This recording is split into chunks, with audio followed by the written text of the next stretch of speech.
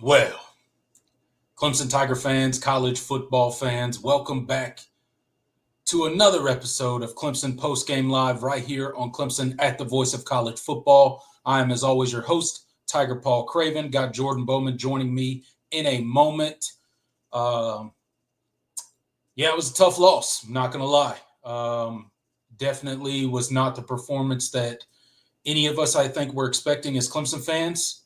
But it is what it is. We got a lot to get into tonight.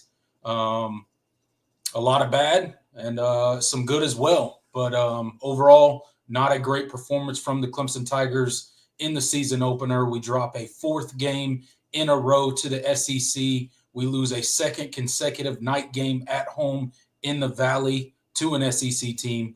And that's just not good enough. So we're going to get into all of that and more tonight. But before we start the show tonight, before we get into the post-game breakdown and our thoughts on Clemson and what this loss means and what the performance looked like according to us, please go ahead and hit that subscribe button for us. Consider hanging out all season with me and Jordan. We do a weekly live show on Tuesdays. We do a post-game live video immediately following every single Clemson game. So consider sticking around with us and subscribing. Hit that like button as well. It really helps us out on these live videos.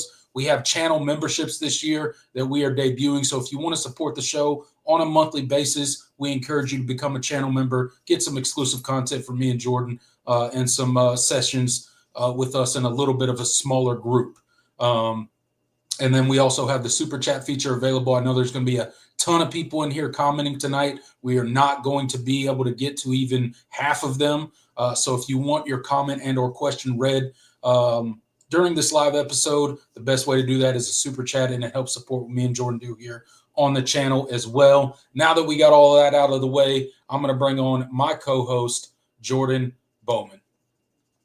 Jordan, I know, like many Clemson fans, you were at the game tonight, so you had a firsthand of the environment that Death Valley was tonight, and I'm sure that was a unique experience. So thanks for joining us from the road, and we got a lot to talk about, brother. Yeah, absolutely, we do. Just getting on 85 now, heading out. The lonely trek back home. It's one of those games I think where it hurts so much. I mean, I haven't been to a Clemson loss in over a decade, so I forgot what this kind of felt like. But this is one of those losses where you see what everything that was put into it, in the externals of it all, the crowd, the atmosphere, the fanfare, everything that, was building up to this moment, and all the things we had talked about leading up to this football game, and just to see it not, the team not hold up their end of the bargain, it's disappointing, man. I can't get upset and yell, and I'm kind of done doing that with this program over recent years. It just, they have to. I'm going to stop being. I'm going to stop being reactionary and banging my head on the table and saying, why can't we do this and why aren't we doing that? Because at this point, it feels like it doesn't matter. But man, it was a great atmosphere. Crowd was awesome. That was one of the best I've ever been to, and one of the best crowds I've ever seen. And it just wasn't enough, man. I mean, this was everything we had talked about with this team and what they were bringing back and all the experience and the players and the star power that they had. It wasn't enough. But we'll dive deeper into it. I'm still kind of gaining my bearings a little bit, even as I'm driving home. It's not really sinking in completely, at least, like what we just watched and kind of the ramifications of it. Yeah, absolutely, man. It's a lot to digest. You mentioned how much went into this game, and you mentioned the atmosphere. I'm sure it was a crazy atmosphere. You could hear the crowd noise on the TV, which does not do it justice. But shout out to the fans. Shout out to that atmosphere. The fans did everything they could do, and it just wasn't enough tonight. It's really unfortunate that we start yet another season with a loss. It's becoming far too much of a habit at this point for Clemson to start the season off as a loss in these big games and these big atmospheres, and they're just not good enough to get it done. That's plain and simple. LSU's offense was more successful than Clemson's tonight when they needed to be. And we'll get into the specifics of it here in a minute, but that's just the gist of it. And just zooming out and doing an overall view of the game before we dive deep into breaking down each half and what happened and our thoughts on the offense and both the defense. I can't blame the defense for this loss. I think the defense did everything they could to bottle up that LSU offense. They hit a couple big plays, a couple big runs. We'll get into that. A couple big pass plays and stuff like that. But for the most part, Clemson's defense did its job and gave the offense numerous opportunities to get back in this game. And the Clemson offense just could not muster anything, specifically in that second half. But it's just not good enough, man. It's not good enough, and I'm sick of it. All the hype heading into this offseason or heading through this offseason leading up to the 2025 season and talking about all the returning stars that Clemson had, number one in the country in returning production and all this stuff. It just doesn't come to fruition in these big starts for Clemson. It just doesn't. And it's proven time and time again that it does not. So it's extremely frustrating as a fan to watch. But it is what it is. Before we dive into it, Clemson season's not over. Obviously, everything's still in front of them. They can still go win the ACC.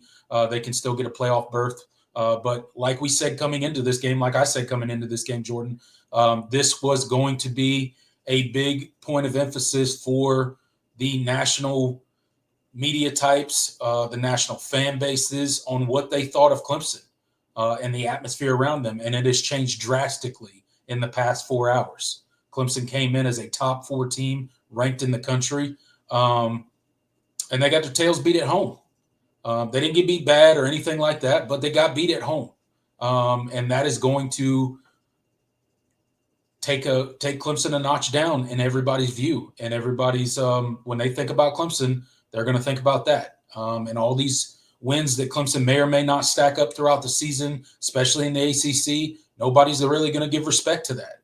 And you can't really blame them as a Clemson fan because when you're asked to step up in the biggest games, you don't get it done. So just food for thought for the Clemson fan base for the rest of the season. You're not going to get that respect. Going out there next week and blowing out your opponent is not going to matter. That's not going to change people's perspective.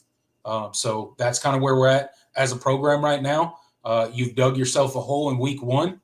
And now you have to respond.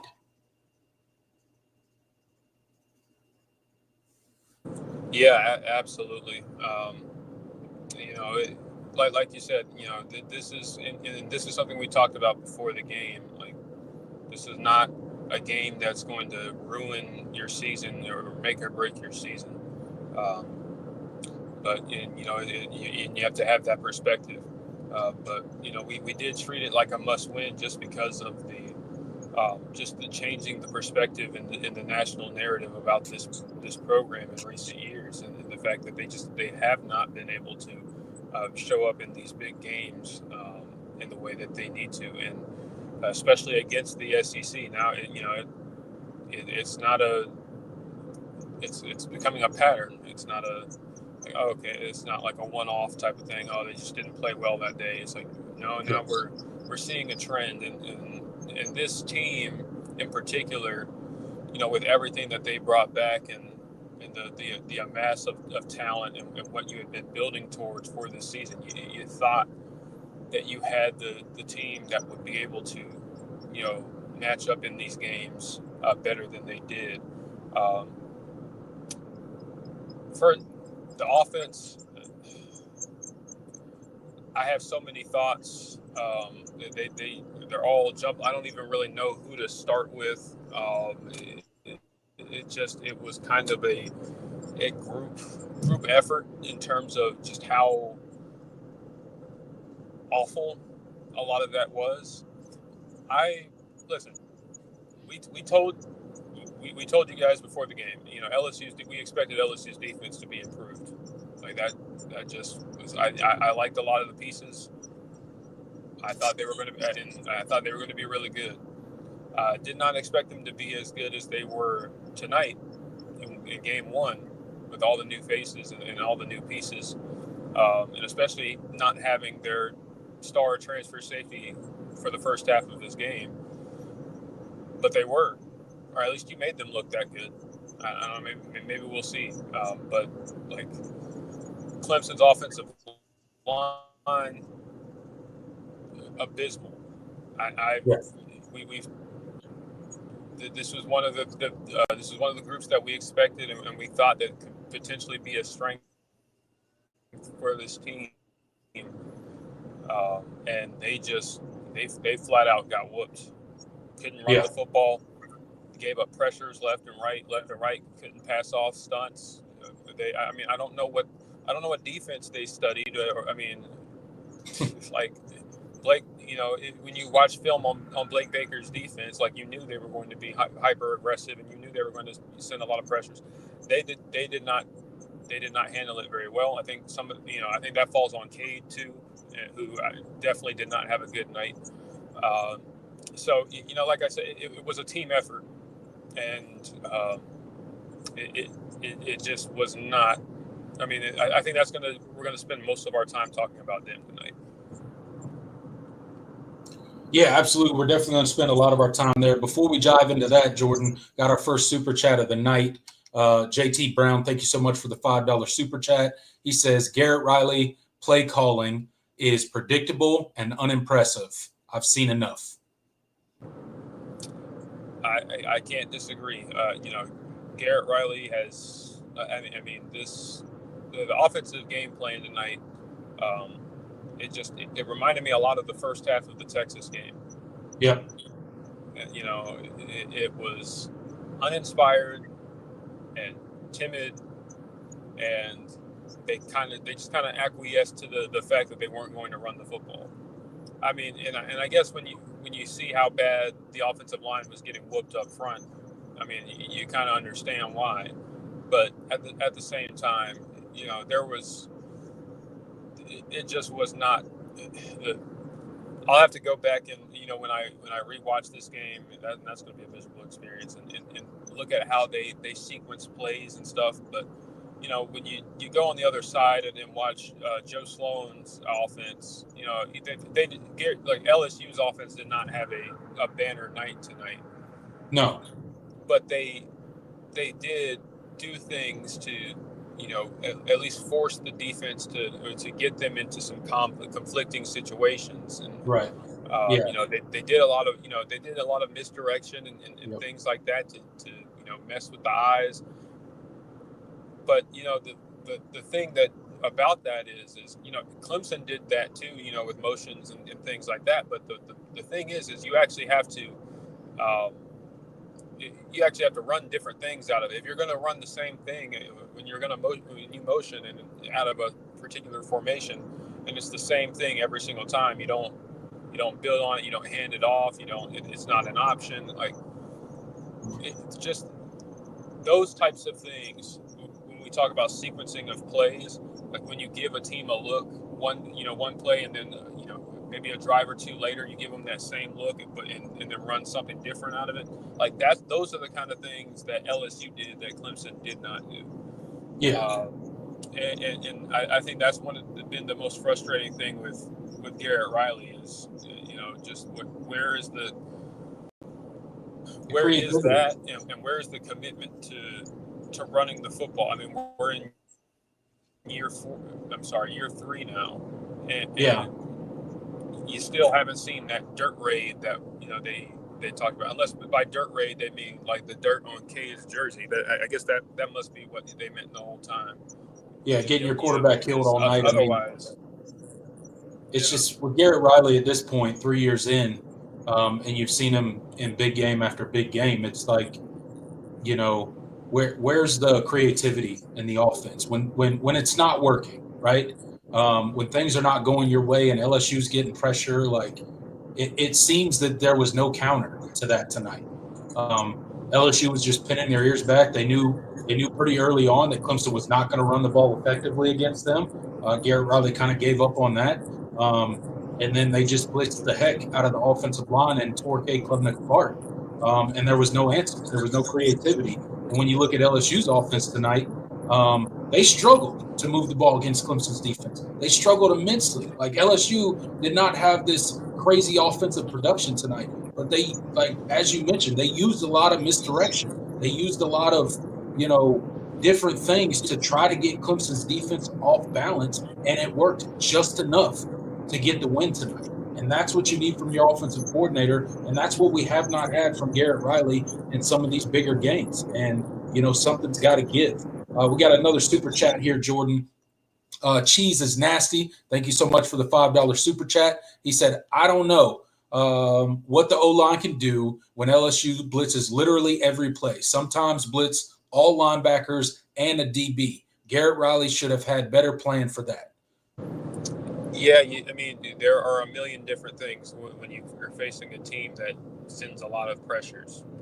I mean, Clemson, of all teams, should know that, considering they had a defensive coordinator for a decade that was, notorious for his blitz packages. Like, he used to do the exact same thing to all the other teams. Yeah, like, there are a million different things you can do, but the problem is, I mean, one, they weren't doing them. And, I mean, and some of it, some of those plays, you just tip your cap off to LSU. Like, they had it wasn't all just like, oh, they just didn't have the right play call for it. Sometimes they did, and it was either like a batted pass, or Kade threw an inaccurate ball, or the receiver didn't make the catch. Like, those were things that did, that happened as well. So, I mean, I can't put it all. I can't put every single miss on Garrett Riley. Sometimes they had the right call, like a call I liked, and they just didn't. In execution. But that's. But ultimately, he is he is the coach of the offense. I mean, at this point, it just. This was supposed to be his baby. This was supposed to be what, the final form, I guess, of what this offense was supposed to look like, and we haven't seen it yet. I mean, at a certain point, like, it doesn't make sense to me how, LSU, who's retooling their entire offensive line, is getting. They played considerably better than your offensive line. Who's been playing together for however many starts and snaps to, like, it was mind-boggling. I mean, it doesn't really compute when you look at the on paper, and that's where you have to wonder, kind of what the deal is here. And I mean, I haven't talked about Matt Luke, because we love to shower praise on Matt Luke and what he's brought to this program, and I still think he's going to be a net positive for this team. But his group did not look good tonight. They look terrible. it was, it was worse than not good. The offensive line looked abysmal all night. They could not run block. They couldn't pass block. They just couldn't block, period, tonight. And unfortunately, Kade kind of reverted back to a lot of his bad habits in this game. And we'll get into that a little bit later with Kade is, scrambling out of the pocket sometimes when he didn't have to and creating pressure because he did not trust his offensive line. And that created a lot of problems within the offense and the flow of the game and all that kind of stuff as well. So this offensive line put probably one of their worst games since Matt Luke's been the coach for them. Yeah. Yeah, it was abysmal. I mean, there was not a positive to be had with that group. They did not look like an offensive line that was full of upperclassmen and guys that had started a lot of games. I mean, listen, Walker Parks basically didn't play, even though they said he was ready to go, but you expected more from that group. I mean, Tristan Lee. I'm not typically one to just straight up call out players on the show, but so at a certain point, like I'm over it. I mean, you're a fifth-year senior. I really don't know what we're doing at this point at left tackle, because I mean, a fifth-year senior, former 5-star, and you still look like you're playing like a guard trying to play tackle, and you're struggling there all night. Why don't you throw Elijah Thurman over there that started over there one game last year? Yeah. Just see if he can give you a different look. I don't really understand that, but we got another super chat, Jordan, from JT Brown. Thank you so much for another $5 super chat. Appreciate you supporting the show. This is how you know it's play calling. Both quarterbacks had almost the same yards in passing. I believe they had the exact same, JT Brown, 230 yards passing for both quarterbacks. But LSU had 10 minutes more time of possession. A little bit more than that, actually. They had 14 minutes more time of possession than Clemson.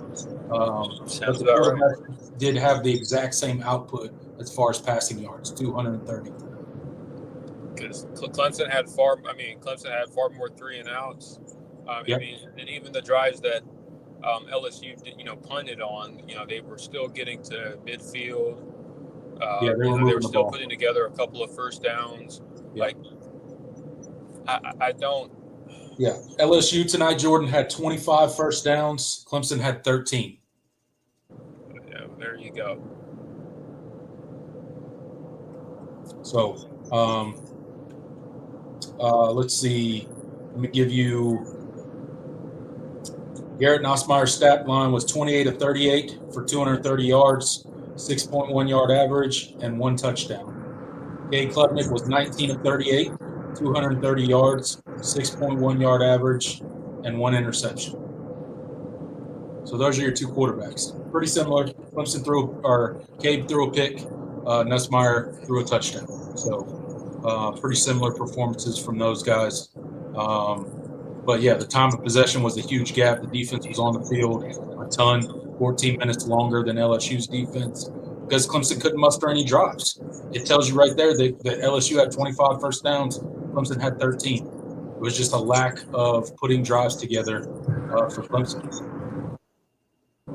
And I mean, and a lot of it was just because you gave up on running the football. LSU didn't give up on running the football, and they had creative ways to spring some decent runs, together. They, whether it was bringing a tight end, formationing a tight end into the box, at the snap, and adding an extra blocker, or quickly flipping the back and running counter or something, just to do something to mess with the gap assignments of the Clemson defensive line and hope that they would spring one, and they did spring a couple.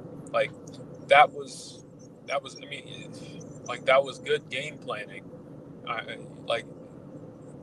simple, football things, leverage numbers games like that. It just, they made offense look, I don't want to say easy, because they didn't have an easy time doing it, but No. they certainly did things that just looked a lot more common sense, a lot more fundamental. I mean, towards the end of the game, where they saw they had numbers out on the perimeter, and they were screening you to death. They did that same play literally 3 times in a row for 2 first downs. Yep. The same exact play. And Clemson's defense didn't have an answer for it. Just one of those things. Yeah, I mean, they knew they weren't going to hit a ton of big plays, big downfield shots, but they didn't have to, because they knew that Clemson's offense wasn't going to respond. After the touchdown drive in that second quarter, they knew Clemson's offense wasn't going to be able to do anything. So we just need to sustain drives. Maybe we'll get into field goal range, or maybe and as long as we keep moving the chains, maybe they'll creep somebody down, or they'll get a little more aggressive, and they'll hit one over the top. And honestly, to be honest, they probably should have been successful with one of them, the catch by Barry Brown that they ruled incomplete. I'm not gonna lie, I watched it a few times in the replay, obviously on TV. That was a touchdown, man. Yeah, that was a touchdown.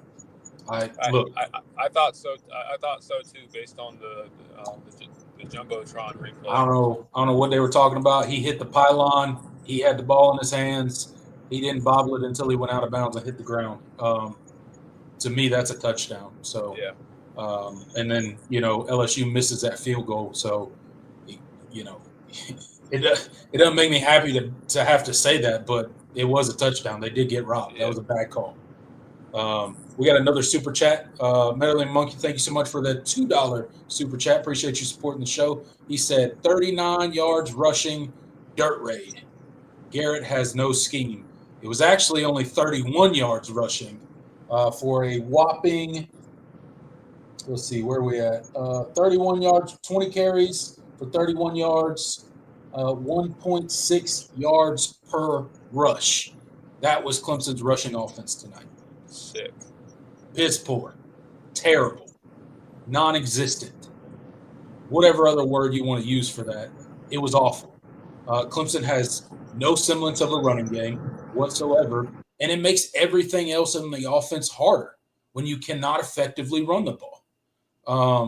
So they got to figure that out. I mean, if you're going to have, even remotely the type of success that people were talking about in the preseason for Clemson, you got to figure out how to run the ball. You can't just, especially against a defense like LSU, you made it easy for them. They knew you weren't going to run the ball. They knew all they had to do was pin their ears back, come after Kade, get him discombobulated, get him worried about and seeing ghosts, and making rash decisions that sometimes were poor, which resulted in an interception by him, resulted in him escaping the pocket at times when he didn't have to, which created pressure for himself, which sped up the clock on times when he could have stepped up into the pocket, but the offensive line wasn't blocking. They were blitzing the crap out of him. It just wasn't a good night. Wasn't a good night for Kade. Wasn't a good night for the offensive line, and it certainly was not a good night for the rushing game. It was terrible. Yeah. And, it just, I mean, you combine that with, the receivers. Listen, I think there were probably some moments where Clemson had a good play drawn up. They had a guy, downfield getting open, and they didn't have time to get it off. But there were some plays where your receivers just flat out didn't make them. I don't think Brian Wesco had his best night. He made a couple of really nice catches, but then he made some good catches, but he made a lot of bad drops as well. Yeah. TJ Moore had a couple of big plays, but it just it was good to see Tyler Brown out there and catching passes. He had a couple of nice gains, but just it's clear that they were lost in a lot of respects with Antonio Williams not being on the field, and I didn't expect that from them. At this point, I mean, you would think. I mean, as important as Antonio Williams is to this passing offense, I mean, we talked all offseason about this wide receiver room, and now, the coaching staff also talked about how deep this wide receiver room was, and how they can go 6 deep and feel good about where they are. But you can't tout that all off season about how you're 6 deep at wide receiver and all of them are starters. You can't tout that all off season, and then you lose one guy in the I think early in the second quarter it was to what seems like a hamstring injury or something, and then your receiving core fall apart. Like, what are we doing here? I know Antonio Williams is good, and we certainly missed him. But come on, like, those other guys got to step up. And they didn't help their quarterback out tonight, who was not having a great game. He was not having a good game at all. And he was being pressured a lot. You can't drop passes. You got to help your quarterback out in those moments. But we got another super chat, Jordan, from JT Brown. Thank you so much, brother. Another $10 super chat. Appreciate you supporting the show. He says, the really dumb thing is Randall showed early he could take hard hits and make second effort in big boy running back, like a big boy running back style. Yet they didn't follow through on the rest of the game. Really stupid. Yeah, I mean, he definitely showed that he's a big, strong body that can absorb contact and drag tacklers into the end zone early on. That I think the fourth Clemson drive where they actually put a good drive together, probably maybe the only good drive of the night. They put it together, and Randall finished it off with that strong touchdown run, that second effort that got him into the end zone on fourth down, which was a really big moment for that offense. And then from that point forward, they essentially did nothing the rest of the night. But I think Adam Randall definitely showed at times tonight that he can be that big, strong, physical runner that could get you some yards when the holes aren't necessarily opening up the way that you want them to.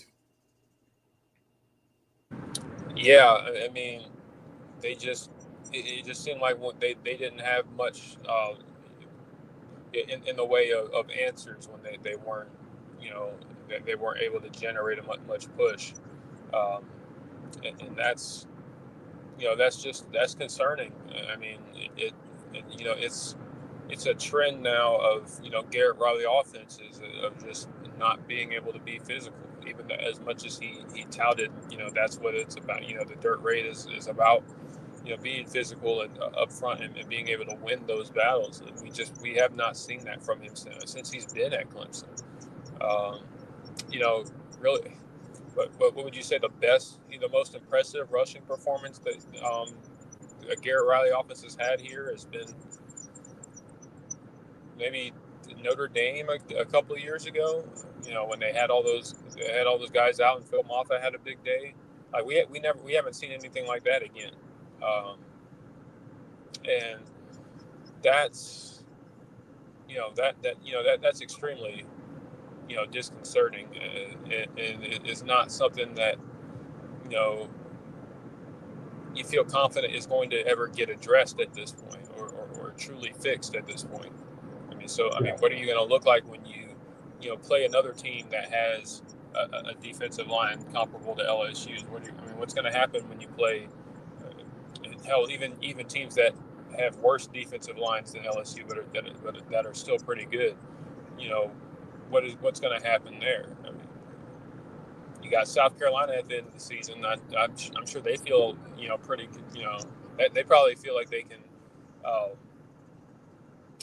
get some pressure on Kade in this game. It's disappointing, man. Just this offense in general, the performance, just the lack of answers. It was extremely disappointing. Tight ends were good. It was. I mean, and they were probably the bright spot of the offense. I mean, also Pat Henry caught basically everything that was thrown his way, and we got to see Christian Beneker make a couple of plays. He looked good. He looked good out there.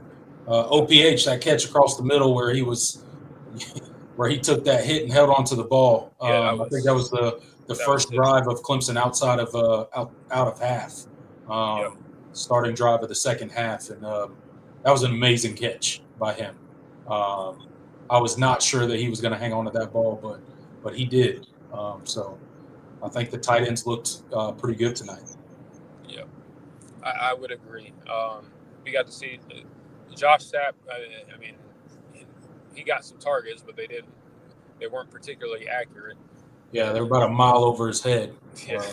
But so, as was everything tonight, Kade was, it's one of the things that, I wrote repeatedly in my notes tonight just watching the game is, Kade was missing high early, and it continued throughout the game. I thought he would settle in and, maybe it was just a little bit of nerves or maybe he was just a little too amped up coming into the game.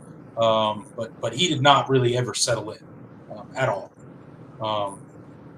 He was missing high for a good, pretty much all night. So not his best throwing night. Jordan, let's go ahead and we've fielded a couple super chats here. Let's go ahead and dive into it. I want to break it down half by half. So we're going to start with the first half. I know we talked about some things, but let's get specific about the first half. Obviously, at the break, Clemson was winning this game 10-3. We all know what happened in the end, but they were winning at halftime 10-3. Clemson got 4 total offensive drives. Well, 5 if you count the taking a knee at the end with 5 seconds to go or whatever in the half after Clemson's defense makes that stand. But they get 4 total offensive drives in the first half.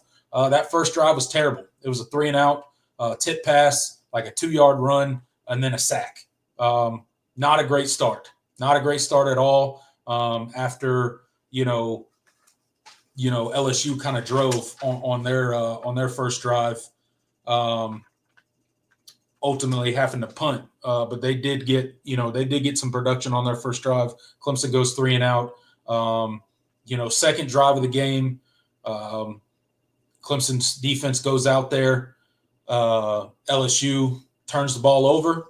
Great play by who forced that turnover? It was Avion Terrell. Avion Terrell forced the turnover.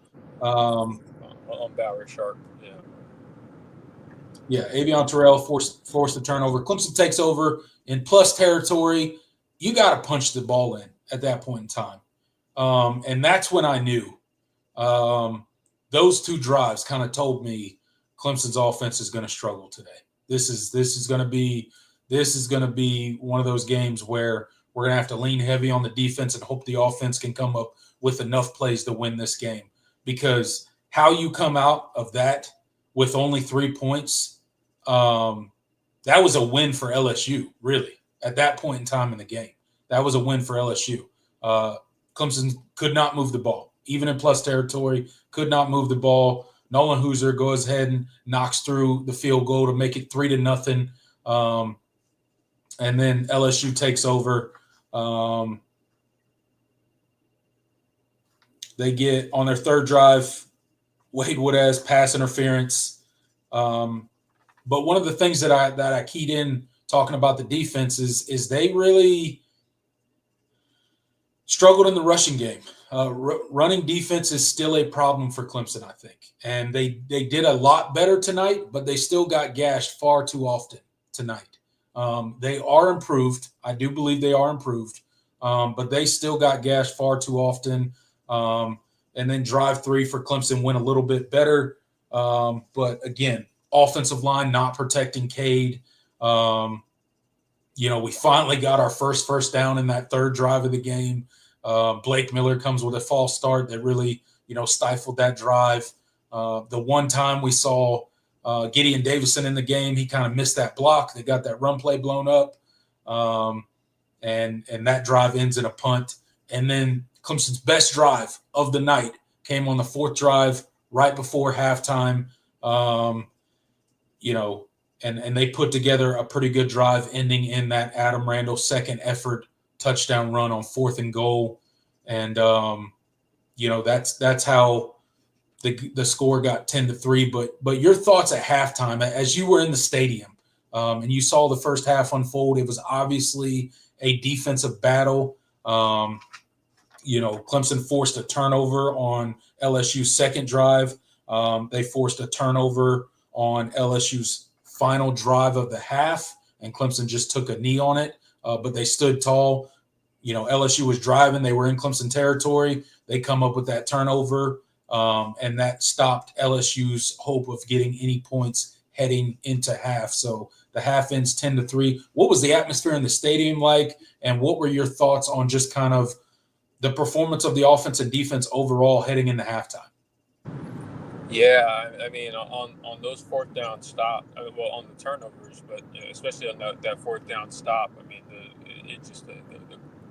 stadium, it felt like the stadium like exploded. It was pretty special, but like,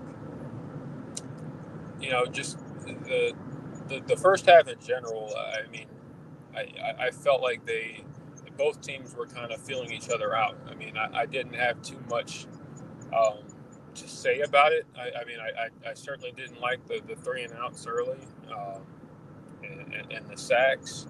But I thought there was going to be a point where this team settled in, and they got to, they got hit a couple times. They see what LSU is doing, and then they kind of settle in a little bit. The moment has kind of, it's kind of set in, and they would have played a lot better. But that just, of course, we know in the second half that never happened. But I thought that touchdown drive, it was gritty. They had to convert a couple of difficult third downs. That was easily the best drive of the night. I mean, of course, it was the one that ended in a touchdown, so of course I'd say that. But I just think that was the best they did in terms of getting Kade on the move, creating some opportunities across the middle for the receivers. Like that was a pretty good game plan, despite the kind of the timidness. So the first half, I certainly had my concerns, because it was like, okay, maybe, but when they scored that touchdown drive, I felt okay. They saw the ball go through the hoop, and they're gonna be locked in and settled in, and be able to move the ball more consistently in the second half. Yeah, absolutely. I mean, you had some momentum going into halftime, really. You talk about that fourth Clemson drive that, resulted in a Adam Randall rushing touchdown. And then the defense gets that big stand, causes that fumble on fourth down for LSU in Clemson territory. They were trying to go score a touchdown to tie the game up. And Clemson's defense steps up big, and, Clemson's offense coming back out, takes a knee, goes to halftime. So Clemson was really, they really had some momentum going into halftime.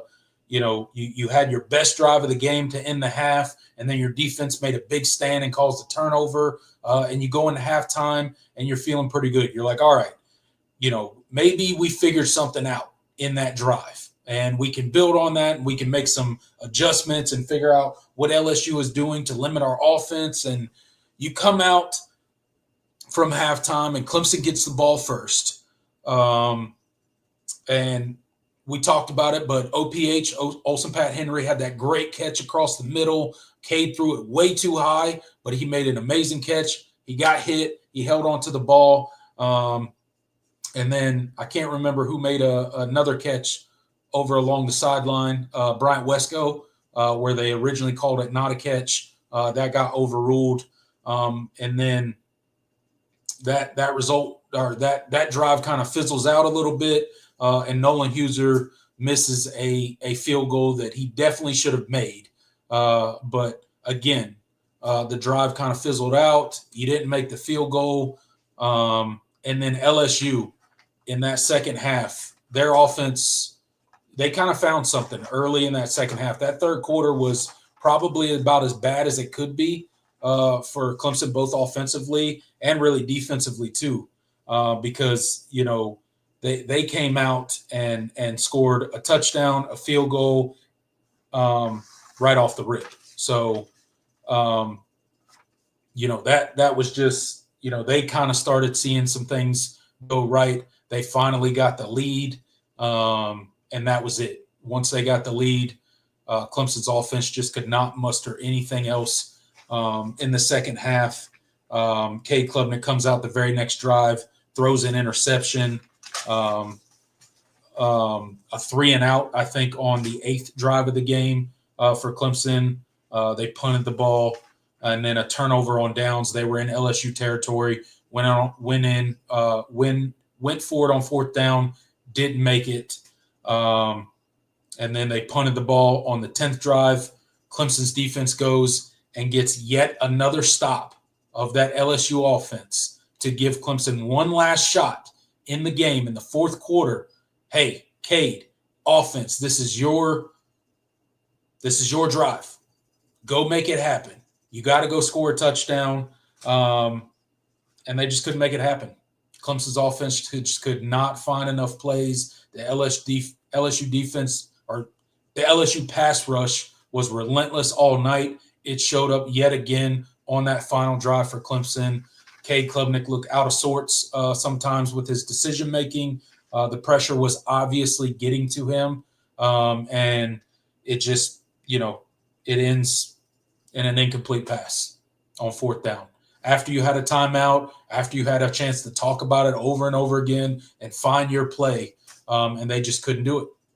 They did move the ball down the field on that final drive. They did have some positive plays, but overall it fizzled out. That LSU defense makes a final stand, and that's how we get to Clemson 10, LSU 17, and the game is over.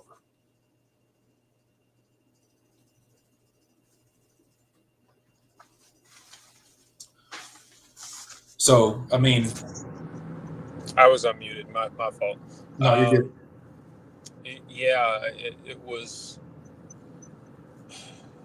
I mean that 3rd quarter. I mean, as you mentioned, there was a lot of. I mean that was about as bad as it could have gone. I mean, you start out at half with the ball and momentum, and you drive and miss a field goal. I mean, you could feel kind of the life kind of exit from that offense. I mean, that's kind of where the turning point, for this team was. I think in a lot of respects, because it just they didn't have that fire for the for that second half, and of course with everything else that was compounding it, the play calling and the struggles on the offensive line, all the pressures that they were dealing with, like it was to the point where that was the result you got, and the game just kind of took on a completely different complexion in one quarter. And you were the team that looked out of sorts and had no answers. So it was disappointing. It's like I said, I thought that after that first half, after that touchdown drive, I thought they had settled in, and I thought they would produce more drives and get some more points on the board, and it just never happened. Yeah, it never happened. LSU in that 3rd quarter, scoring on 2 of their first 3 drives, scoring 2 touchdowns. They missed that 1 field goal, and kind of that was kind of the end of the game. And as a Clemson fan watching it, I never really felt that Clemson was going to get enough offense going. I did have some hope on that final drive, and especially when Clemson hit a few plays there, some big passing plays by Kade Klubnik and the wide receiving core. But ultimately, it just wasn't enough. And on some of those, in particular that 6th drive for LSU, the pass interference by Hampton, Ashton Hampton. Gave him a second chance, gave it 1st and goal again, and obviously they scored that touchdown there. There was some big pass interference penalties by Ashton Hampton that gave LSU second opportunities to go get points. So, but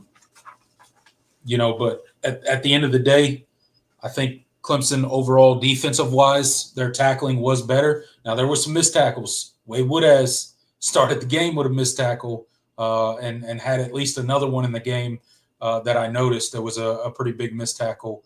But overall, I think the tackling was better for Clemson. Still getting gashed too much on the running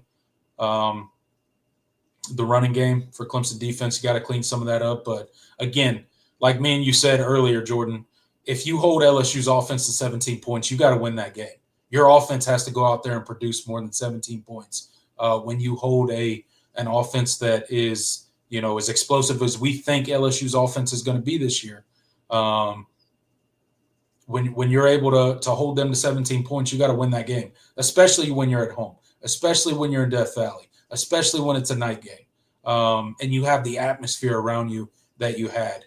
I just thought that Clemson's offense would put a better product on the field today, but they didn't. Clemson's got major issues right now as it stands. I know it's week 1. We're not going to overreact, but right now coming out of this game, major question mark for me on the offensive side of the ball for Clemson. Offensive line. They couldn't pass block or run block tonight. Now, maybe that just means LSU's defensive line and front seven are just that good. That could be. We don't know. It's only one game in. All we have it to compare it to is these two teams facing each other. Whatever was said in the offseason really doesn't matter at this point. But Clemson's offensive line, big question mark. Awful game tonight. Kade Klubnik, not a good night. Not a good night throwing the football. Not a good night decision-making. He's got to be better. That's your senior quarterback. That's the leader of your team. He's got to be better. The wide receivers, although they had some really good plays tonight and some really good catches, they also had quite a few drops tonight. So you got to clean that up. But shout out to the defense for producing some turnovers for the Tigers. I think they fought their butts off tonight. They were on the field for 14 more minutes than LSU's defense. I feel fairly good about where they are, but they need to improve. That pass rush tonight, brother, you got to get to Garrett Nussmeier more than that. I think we had 1 sack tonight. I think it was Will Help with the only sack tonight. Yeah. Garrett Nussmeier extended plays just enough, kept his eyes downfield, and hurt Clemson's defense when they let him get outside the pocket and create. So that's just kind of my, overall thoughts on the game. It was a tough loss, man. This sucks. I hate getting on here and doing this. But again, like we said, going in predicting, I predicted 31-28. You predicted 34-27. It wasn't how either of us saw it. Even though Clemson lost, still in the scoring department, it wasn't like either of us saw it. It was far more of a defensive game than we anticipated. And Clemson's offense just didn't have a good night, man. So it's a tough loss. But you got to move on and hopefully you improve throughout the season. Yep. You gotta pick yourself up off the mat. I mean, that's all the cliches that you talk about with losses like these. You gotta see how they respond. I don't know about this team. I don't know if this is going to bleed over into next week or not. I really don't know. It just, like I said, it doesn't define your season, but it could if you let this game be what you're going to be for the rest of the season. Because if this is the team that shows up the rest of the season, you're not beating a couple of at least a few teams. Yeah. And that's that's something that that's got to be cleaned up, and they got to find a way to move on from this and learn from what this performance. It's one that they certainly expected, that they felt like they should win. They felt like they were in prime position to win, and they didn't get what they needed to on multiple fronts. And that's disappointing. And as a player, it's hard to kind of contend with all that off season of work and the fall camp and this game prep and install and the workouts and all the things that you've done, knowing that this game was coming, and it just doesn't play out. Yeah, absolutely, man. Yeah, it sucks losing games like this, especially at home. It's never easy losing at home. Used to be far less common than it's becoming, it seems, in the past couple years. But again, Clemson's got to rebound. You got to respond. You got your you got your loss tonight. You got your butt handed to you in your stadium. You played well in some senses, but your offense wasn't good enough. They didn't have any answers. Like we've said in here, and a couple of people in the comments have, you were predictable on offense. You don't have a running game right now. See what you can do against Troy next week, but that's really not going to answer the main questions of what we have about this team and what they're going to be this season. Troy will not be able to answer those questions for us. So you just kind of have to turn the page and move on. And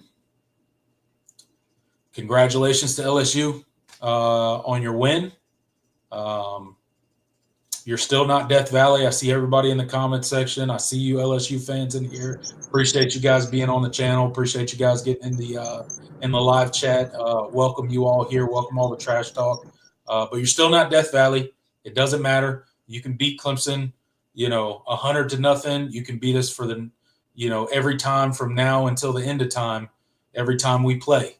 And you still won't be Death Valley. Clemson had the name first, and you will always be little brother when it comes to naming your stadium Death Valley. You copied Clemson. I know it makes you mad. I know you think you're a better program than Clemson, and you got a better history, and you got a better atmosphere. It doesn't matter. Clemson has been and will always be the first and real Death Valley. So, but congratulations on your win. You did walk into our house and beat us. So you do have those bragging rights. And Jordan, I think me and you in the score prediction category, we didn't do so great this week. So I don't know. We'll have to regroup for the Troy score prediction. Try to do a little bit better next week. Yeah, probably. I already forgot. What was my pick? Was it 34-27, something like that? Yeah. You had. Let me look back in my notes. Yeah, you had 34-27. I had 31-28, and we were way off because neither team scored that many points.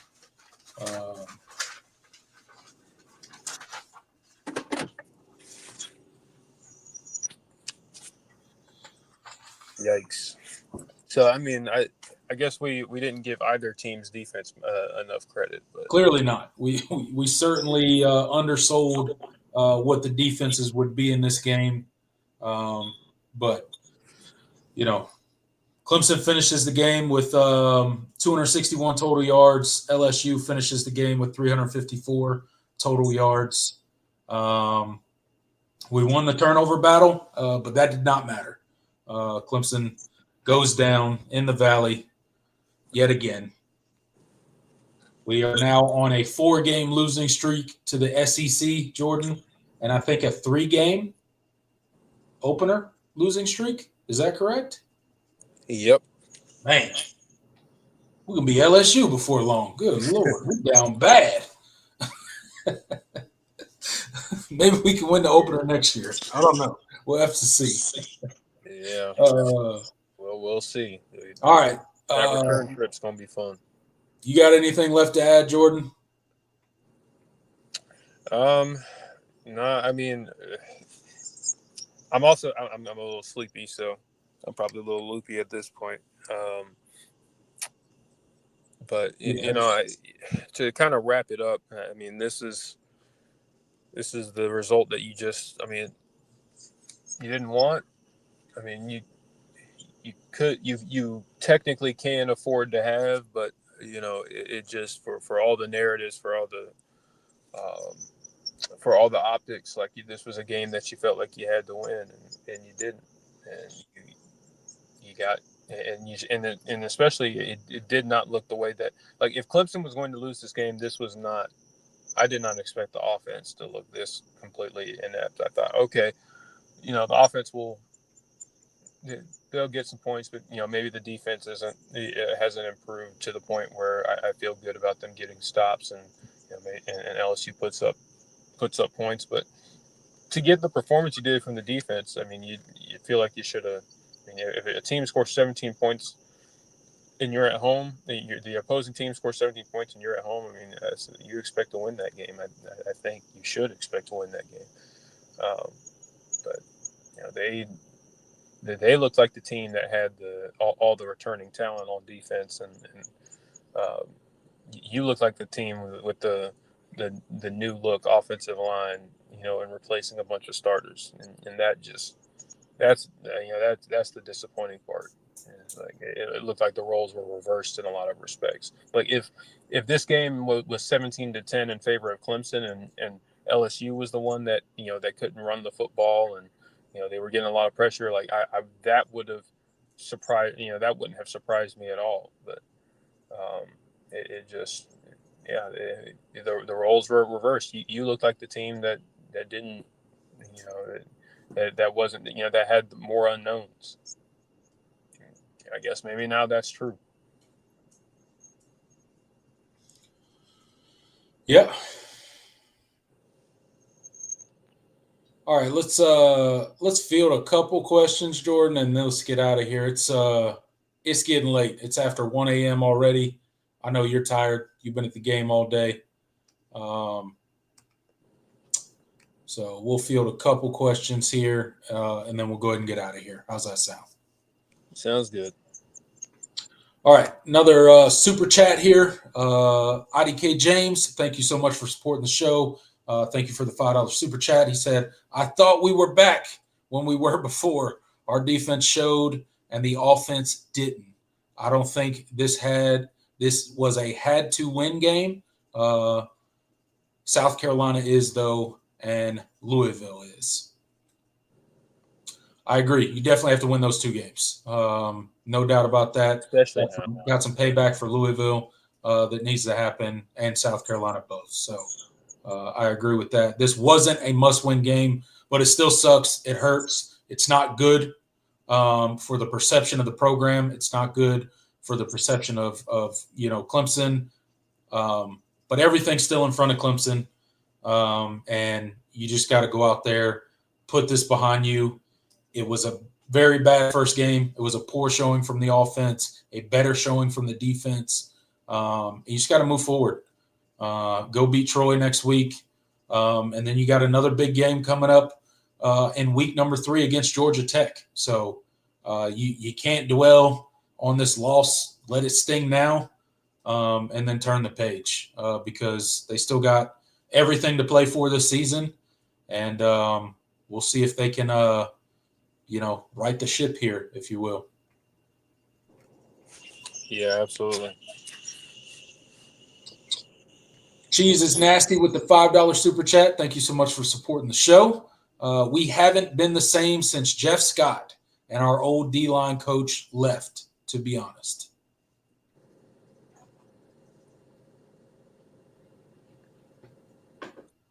Well, There are a lot of things I could say to that. I'm not going to get into the whole that whole thing. The Jeff Scott stuff. Yeah, that could be its own show. But yeah. What I will say is we had Deshaun Watson and Trevor Lawrence then as well. So yeah, 100%. there is a difference. I'm not taking a shot at Kade whatsoever. Believe me. I think Kade is a very good quarterback. He's not Deshaun Watson or Trevor Lawrence. We were very lucky to have those two quarterbacks and all the receivers that we could just go down the list and name then that are better than what we have now. And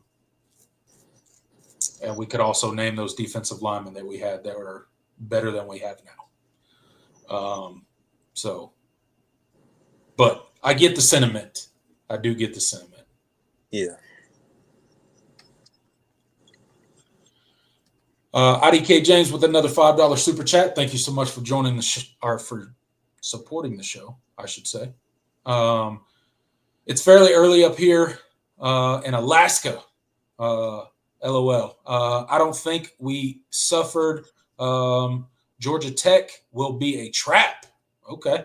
Says Georgia Tech's a trap game, Jordan. Appreciate the coverage this late. Absolutely, man. Thank you for hanging out with us this late. I don't know how me and Jordan are still awake, but we're being troopers. We're trucking along. We said in the preseason with our predictions and our talk of Clemson this year that, hey, the one thing is we were very high on Clemson coming into the season. And if we came in and lost this game, we would be right here to answer to all the LSU faithful in here that are going to come in here and troll us and talk trash, and rightfully so. Yeah, 100%. We're always going to stand on our takes and all of that. It sucks to be wrong. But it does suck to be wrong, but it happens when you do what we do and do the shows that we do. You're going to be wrong. It's just going to happen. So you just come on here, face the music, take the trash talk, thank them for being here, and move on to the next game. But Jordan, what do you think? Georgia Tech trap game? I mean, I don't think it's a trap game. A trap game is a game you overlook. I mean, I don't think Clemson is going to overlook Georgia Tech by any means. After this performance, you can't overlook anybody. Right. If they're overlooking anybody, you better not overlook Troy next week with that offensive performance. Good Lord. I'm trying to tell you. But no, I think Clemson will be ready for Georgia Tech. Will they win? I don't know. We'll see. We'll visit that prediction in week 3. We'll see what Clemson looks like. But I don't think they'll overlook them at all. No. But thank you for the super chat. Appreciate you supporting the show. Let's see. I'll take a couple more. Let's see. Says, y'all going to make the playoffs with that baby? Never mind. I'm not even going to entertain that. Yeah, we know Clemson plays in the ACC. We don't play nobody. The only real teams we play are in the SEC, and we lose. We got it. Track and all. Yep.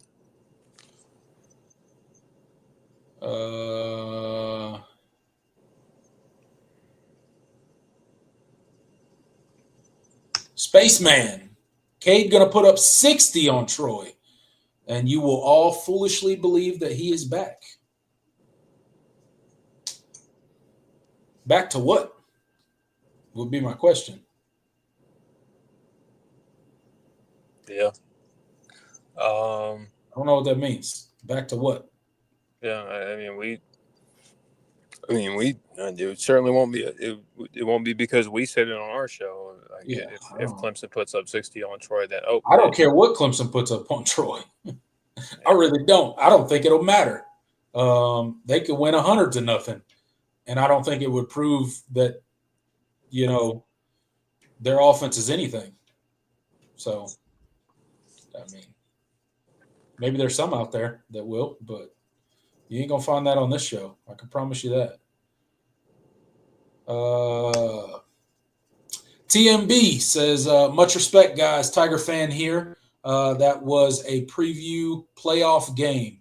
I was just upset with some non-grounding calls and the TD. That was BS. I agree with you. That should have been a touchdown. Fully agree with you on that. Not being biased, just fair game. Yeah, absolutely. I agree that should have been a touchdown. I don't know what they're talking about, that it wasn't a catch. No clue there. So you won't get argument from me here, but sure, it would be nice if it was a playoff preview. Hopefully Clemson can muster some more offense in the next meeting, should that happen in the playoffs.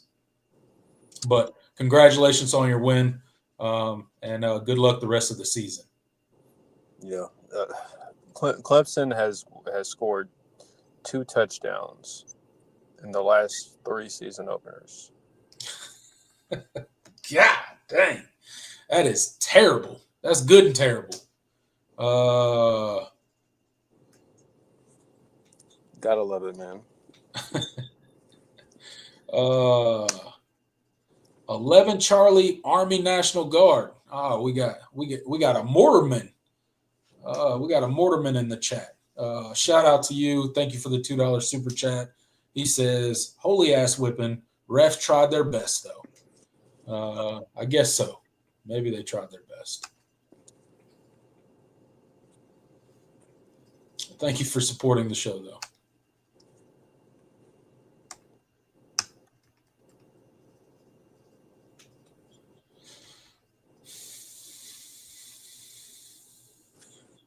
Yeah, John Sarian says Clemson has scored a total of 20 points in the last 3 openers. Yeah. That tells you everything you need to know right there.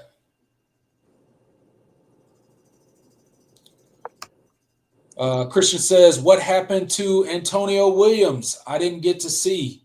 I think he tweaked his hamstring is what they were saying on the broadcast. Not really sure. I know he was riding on the bike on the sideline, and he never really came back into the game. So I think he's got some sort of pulled hamstring or something going on with his hamstring, and they just held him out for the rest of the game. Yeah.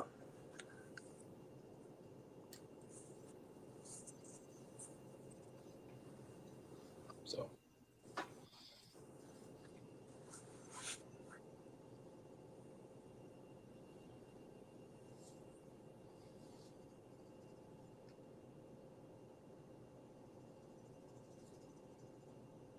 It was during the game, Christian. It happened, I think, late in the first quarter, early in the second quarter, somewhere in there.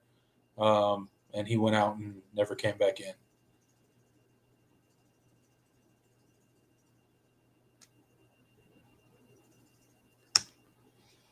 All right, Michael W. says, here's the thing. The top teams in the ACC will copycat what LSU did tonight defensively. Can Clemson make the necessary adjustments? That's up in the air at this point.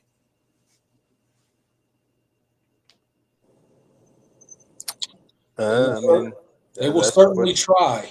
But let's remember, they probably do not have the talent on defense that LSU has. Scheme only works if the talent can execute it. And LSU did that in a big way tonight. Overwhelmed Clemson's offensive line, rattled Kade, and sped everything up for the offense. Not everybody has the players to do that. Because you got to hold up on the back end as well, just in case your pass rush or your blitzes don't get there.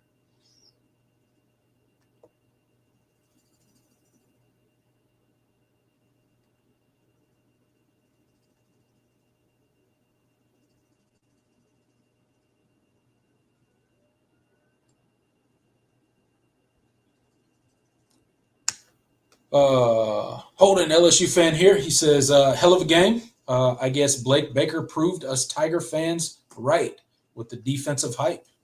Sure looks like it week 1, man. The defense looks really good. Really good.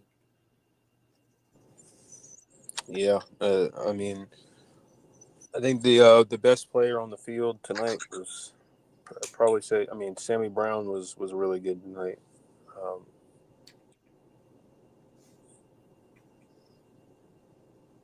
Yeah, he'd probably be my pick.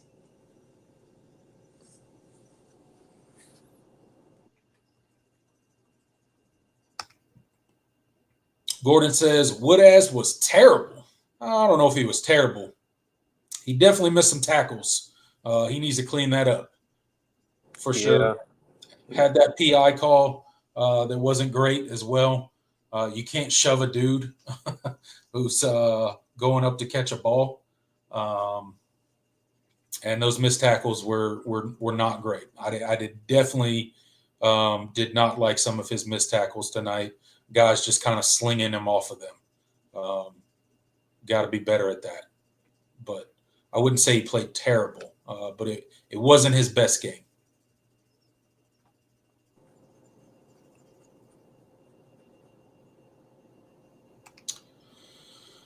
Joseph G says, now, unfortunately, the media is going to make Clemson an underdog if they make the playoffs because of this game. Back to square one with the media.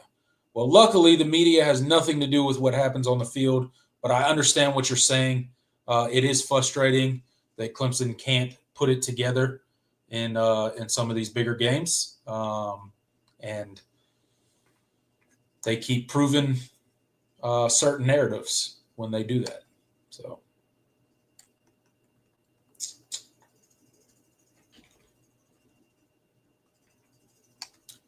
IDK James, thank you so much for another super chat. Appreciate your support of the show. He said, "Oh God, infantry, y'all just keep digging and shooting. Also, not as many teams have the talent of LSU." Yeah, that's what I was kind of saying.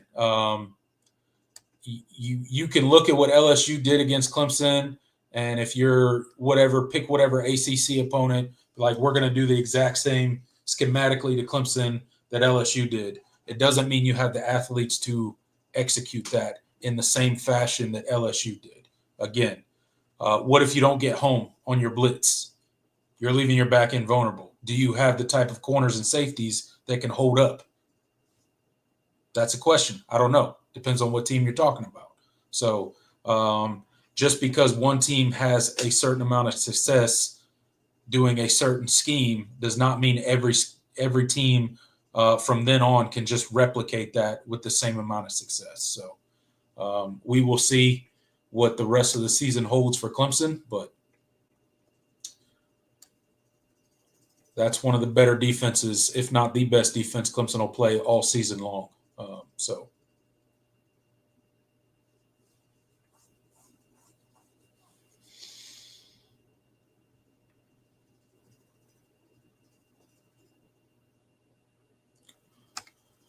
Spaceman says it's obvious this team isn't winning at all. What needs to happen this offseason to get back to the top?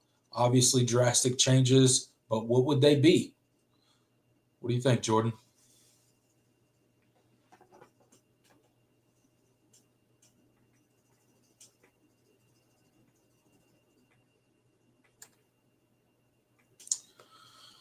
I don't know what they would be, honestly. We got to let the rest of the season play out. You don't want to overreact to one loss or one win, regardless of what it is. I think you take this loss for what it is, and it was a piss poor performance by the offense, and it was a pretty decent performance by the Clemson defense. You take it for what it is. You let the rest of the season play out. And then if there is obvious changes that need to be made come season's end, I think we could better articulate what they should be or what we feel they should be. But we need to see more. It's one game. It was a tough loss. It sucks. We looked bad, specifically offensively. But you don't want to overreact and just talk about wholesale changes one game into the season.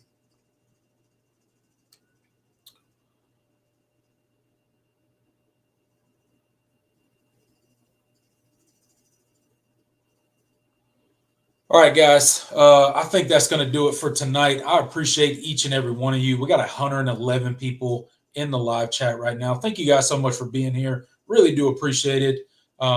Hit that like button if you will before you leave tonight. I would really appreciate that. It helps the channel out, and it's free for you to do. Thank you so much for the super chats tonight.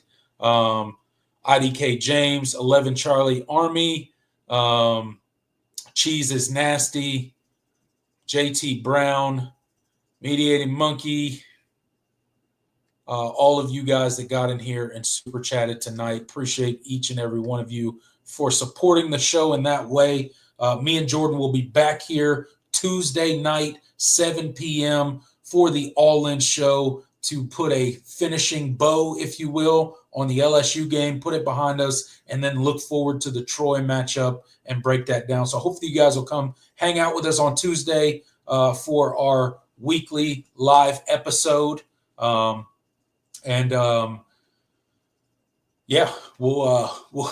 hopefully have a better showing next week. But consider subscribing to the show as well. Come hang out with us for the rest of the season. All these LSU fans in here, come hang out with us for the rest of the season. You don't have to go anywhere. You don't have to be a Clemson fan to subscribe here or come hang out in the comment section. You can come troll us every week if that's what you want to do about LSU beating Clemson or LSU being the real Death Valley. Come hang out with us every week. We would really appreciate it. Tell your friends about us. Send it to any and everybody that likes to consume college football content. Tell them to come check out me and Jordan right here on Clemson at the Voice of College Football. We have merch now. Go check out our merch. It's in the description of the video. We got VOCFB Clemson merch, mugs, T-shirts, polos, sweaters, koozies, all sorts of stuff. So go check out the merch and rep Clemson at the Voice of College Football. We would appreciate that. But until next time, I'm Tiger Paul Craven. He's Jordan Bowman. Go Tigers. Later, y'all. College football is even more exciting when you've got some action on the line, and the games are even better when you're cashing in. And the Voice of College Football is the place to be to get the greatest value. Start with my picks. 75% against the money line, 58% against the spread, and I've got a 40-plus year track record. 11-0 in the college football playoff for me last year against the money line, 8-3 against the spread. And I'm just the warm-up act. Steve Merrill of Wager Talk is our ace in the hole, show stopper. 7 years with the Voice of College Football, over 30 years in the industry. Steve gives us analysis on all the big games, but you can't miss Steve's weekly under-the-radar pick. 28-12 against the spread the last 3 years. You also get picks from some of our top analysts here at the Voice of College Football, including Corey Bratta, Matt Zemek, and Steve Dace. Check out those numbers. Become a YouTube or Patreon member for just $99 per month. Go to the main channel on YouTube, click join, and then select the betting tier. Do the same thing on Patreon. Make 2025 a winner now.